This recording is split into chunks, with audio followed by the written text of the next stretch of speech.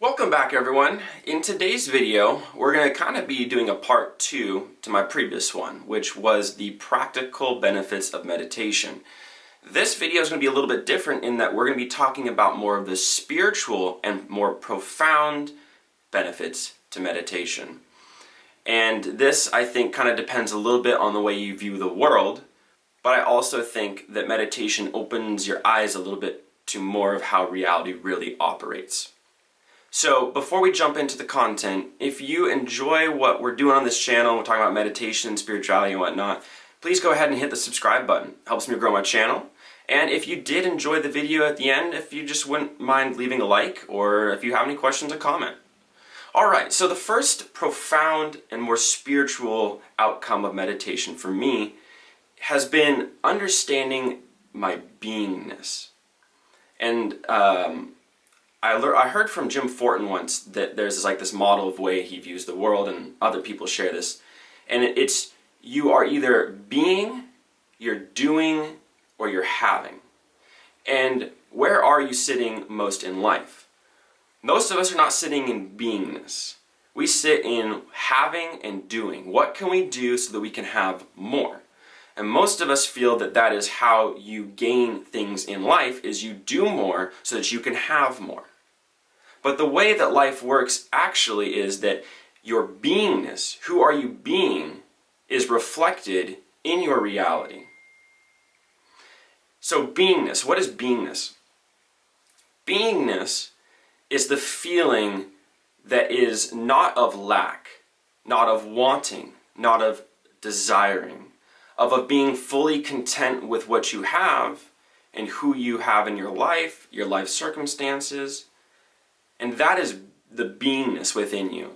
Your real being, your soul, isn't scared and doesn't have fear. That's what your ego has projected onto your life. But the real you, the soul, it experiences these negative emotions, but it is not it. And that's an important distinction that I have discovered through meditation, and that's what I feel like encapsulates beingness. And so that experience is something that meditation has allowed me to dive deeper into and has become more permanent in my day-to-day life. It's not every single moment of every day I'm operating out of beingness, but shifting yourself into the present moment as frequently as you can throughout your life will, number one, you're collecting more experiences, which is kind of what we're here to do, and you're actively engaging with the experience, not thinking about it. The second profound outcome of my meditation practice has been to understand how thought arises, how thought is processed, and how thought is manipulated. Thoughts are not something that we are necessarily creating. They pop into consciousness and then out of consciousness.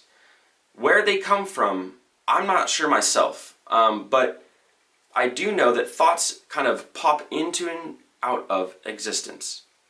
And it's important that you don't identify with them all the time, because that is what the ego is an identification with a certain thought, a belief, a value, something. And so when we go about our day-to-day lives and we're thinking, we're narrating our experience of life, that is our identification with thought. And I'm not arguing that we should completely eliminate that, because some level of identity is necessary in navigating the world, I believe, unless you're one of the few who's just going to sit under a tree and reach enlightenment. But for the most part, that is how I feel that thought works, and it has dramatically shifted my ability to navigate thought. I'm a person who spends a lot of my time in thought as well, pondering life, making sure I'm doing things correctly, organizing, doing work, whatever. So it has really helped me in navigating thought, because I do spend a lot of time thinking, just like all of you. And what I've found is that thought can be navigated in a way where you get to choose which thoughts you would like to entertain. And at first it feels like, sometimes thoughts are kind of attached to a feeling. So when the thought comes in your mind, you magnetically are drawn to thinking about that more because there's a feeling, there's something directing your consciousness down that trail of thought and feeling. And it's really easy for us to entertain those rabbit holes. It's really what we do most of the day in our, is we're just thinking about rabbit holes of things that often don't even really matter. And so being able to recognize when that is going down that train of thought, you can pull it back, reset, you can choose what you'd like to think about. And so when you experience fear, when you experience stress and anxiety and all the chaoses of the world, you're choosing to identify with that thought. You could just let it pass in and out of consciousness and not even label it or judge the thought itself. Sometimes we have like guilt for having certain types of thoughts, which is a whole another video topic we can do later. But point is that thought emerges in and out of existence, and you get to choose whether that's going to be the story and narration of your life. And as you practice meditation for longer, your ability to consciously choose thought increases.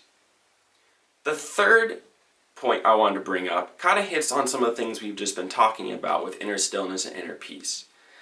I feel that meditation has given me insight into what true inner stillness talks about.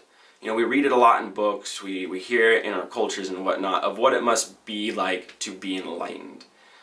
And really, you can't know that feeling until you're there itself. And so we conceptualize about what it must be like to be enlightened. And I think that what I'm trying to say here is that inner stillness and that inner peace that I've gained through meditation feels to me like the source of energy within. And once you become more connected with that, once you become more in flow with that channel of energy, life typically aligns to your purpose and is much more playful instead of constantly being worried about what's going to happen. And that inner stillness and peace that you carry with you now, because it's not just something you achieve during meditation, the more and more you achieve that, you recognize that feeling, it carries on with you in your day-to-day life. And so that profound stillness and inner peace makes you a little bit less destructible by life's experiences. You don't get pulled all over the place as far as like emotions and the mood and whatnot. You just become much more stable and resilient as a human being. You have a little bit more energy because less of your energy is spent in thought and entertaining thoughts and feelings all the time. And so when you enter that stillness and that peace, you're less drained. You actually kind of like spark up a little bit. And you get like a little bit more energy and pep to your step than you normally do. And honestly, if I could achieve that state for longer, that's my goal right now, is to elongate that experience, because that to me is what true experience is that like inner stillness and peace and observation mode. The last thing I wanted to bring up in today's video was that there is not as strong of identification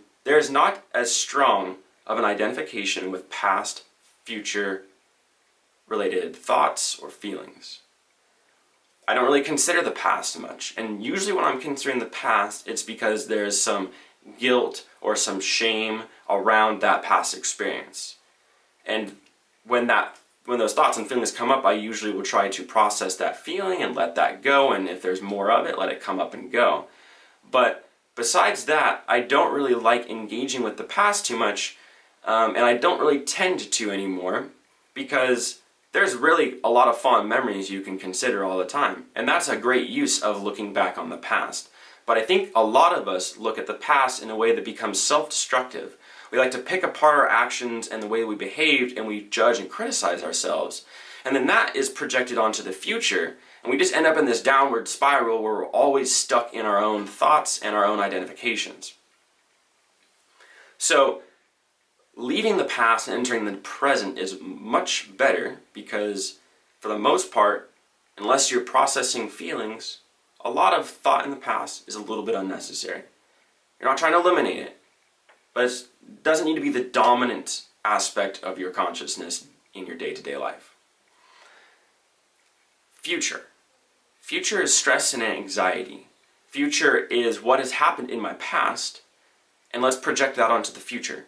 So if something didn't go well for you in life, like let's say you had a bad relationship and it didn't go well, well, your odds are pretty high that you're going to project that experience into the future. You're going to project a lot of that, and it might even carry out another loop of that type of experience.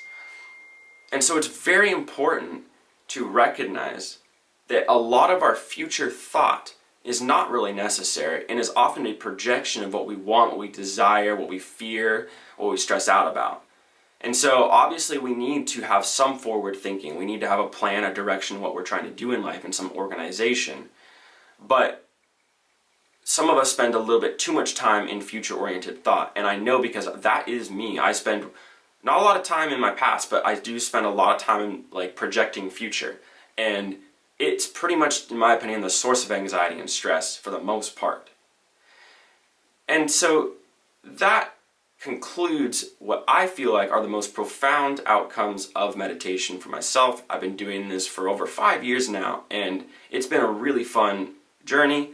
I haven't been perfect the whole time, but learning how to fall in love with the act of meditation is very important. And so if you're new to meditation, or you would like to learn a little bit more things about advanced meditation stuff, check out some of my videos on my channel. I've spent a lot of time putting videos out there for meditation and how to do it properly, and the nuances that I feel a lot of us beginners missed when trying to learn the brute force way.